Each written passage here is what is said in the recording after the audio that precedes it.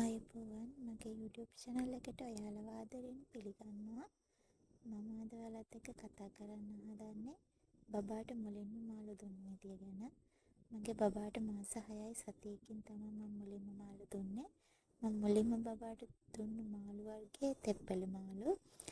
ඉතින් මේ මාළු එක දිගට දවස් 3ක් ක්‍රම 3කට දීලා මම ඇලර්ජිස් තියෙනවද කියලා චෙක් කරා. ඒ දුන්නු ක්‍රමවලින් මගේ බබා එක ක්‍රමයකට ගොඩක් කැමති වුණා. ඒ විදිහට දුන්නාම බබා ගොඩක් ආසාවෙන් කෑවා. ඉතින් ඒ විදිය මම ඔයාලත් එක්ක ෂෙයා කරගන්න හිතුවා. මේකට මුලින්ම මාළු පෙත්ත හොඳට තඹ ගන්න ඕනේ.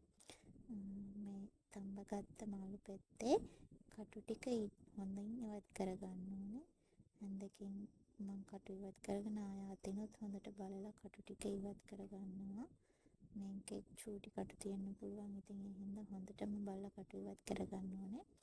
ඊට පස්සේ ඇතලියක් ලිපේ තියලා ඒකට පිරිසිදු පොල් තෙල් ටිකක් දාලා රත් කරගන්න.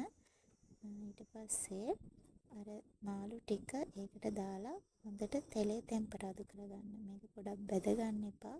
ටිකක් ටෙම්පරාදු කරගන්න විතරයි ඕනේ. ඊළඟට මේකට ඕනේ තඹගත්ත අල ටිකක්. මගේ ළඟ තඹගත්ත අල ටිකක් තිබ්බා. මම ඒකත් මේකට එකතු කරනවා. මේක එකතු කරලා හොඳට පොඩි කරගන්නවා හැන්දෙන්න. මේ දෙක දැන් හොඳට මික්ස් වෙලා තියෙන්නේ. දැන් මේකට එකතු කරනවා පුකු පොල් කිරි ටික. දැන් මේ පොල් කිරි ටික හොඳට රත් වුණාට පස්සේ ලිපෙන් බා ගන්නවා. මම මේක නැවත වරක් මෙන්න මේ දැල භාවිතා කරලා පෙරා ගන්නවා. මොකද චූටි කට්ටක් හරි තිබ්බොත් ඒ දැලේ රැඳෙනවා. ඉතින් ඔන්න අන්තිමට මේ විදිහට තමයි මේක සුප් එකක් වගේ හැදිලා තියෙන්නේ.